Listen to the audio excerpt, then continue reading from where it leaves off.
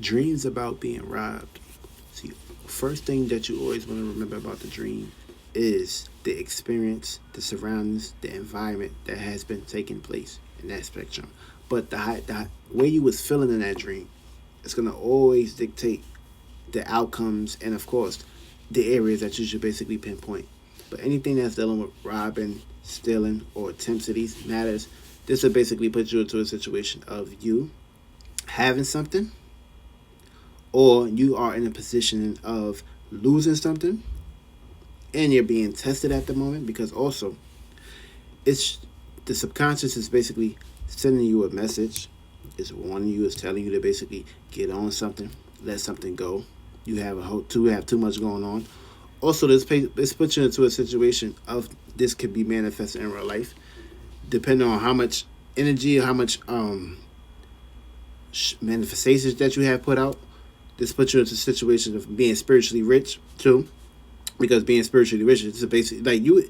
This will play out little by little in the internal world, but of course it's gonna play out to a mechanism in the physical world. Just by you having too much, that comes with more responsibilities for me. Now, if you don't have shit, you really don't really have to be worrying about these circumstances, situations. As far as like somebody that's not even like equivalent to getting out to the world or interacting with the world, someone that's basically hidden, not seen and shit like that for me. But if you're in a situation of attempt robbery, this basically is just a message to let you know that you have a whole lot of shit going on.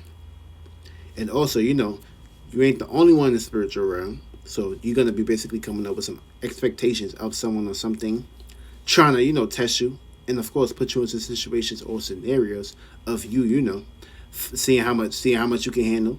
Or this could basically be a test to see that if you are more capable of basically holding down what you basically called for upon. Because at the end of the day, you always get what you ask for. And the subconscious is always going to test you and always going to basically see how much you can handle, see how much you can basically withstand. And you got to be aware of these things too, because of course, what you ask for is what you get. So you got to sometimes be aware that you can have a big mouth, but that big mouth always going to get fed with some shit. And sometimes you may basically bite too much that you can't chew. So you got to be very aware of what you're calling upon and be very aware of the circumstances, situations, and of course, scenarios. But always remember the vibration that you're in, the surroundings, the area you're at also. And also, this can play out to many mechanisms. So you got to be aware of the outcomes that can play out to all spectrums. You have to be on high alert. And of course, your subconscious warning you, letting you know that there could be some trouble ahead. So this can play out to many spectrums. But the vibration will always be the key to the doors. And that'll open it.